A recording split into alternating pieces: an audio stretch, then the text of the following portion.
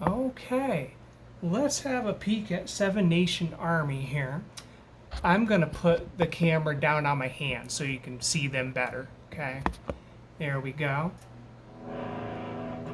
So we did this part on string 5, 7th fret, 7, 7, 10, 7, 5, 3, 2.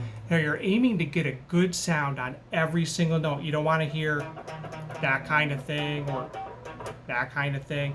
So that means pressing down right near the fret marker and with the tip of your finger if you can. That works really good, right on the tip. Now you notice I did not use the same finger for all those notes, so you can try something like this. First finger on 7, then maybe your third or your pinky. I use my pinky on 10. Then I use my same finger to go down to 2. But that seems to work really good because this thing, using the same finger to go up to 10, it can work, but not too good. So do that 4 times, and then your chord,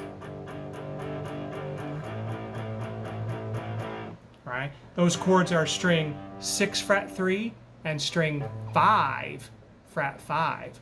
I use my pinky to do power chords. So you have to pluck both strings.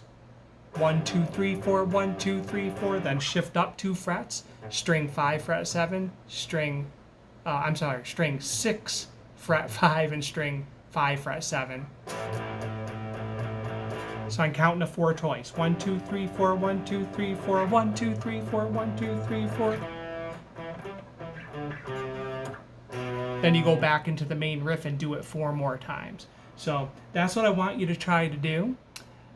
Tune your guitar as often as it needs to, right? Maybe, well, before you play every day. That's what I do. I tune my guitar every day before I play, then it sounds awesome. And if you have any questions at all, hit me anytime. Have fun playing. Thanks for watching.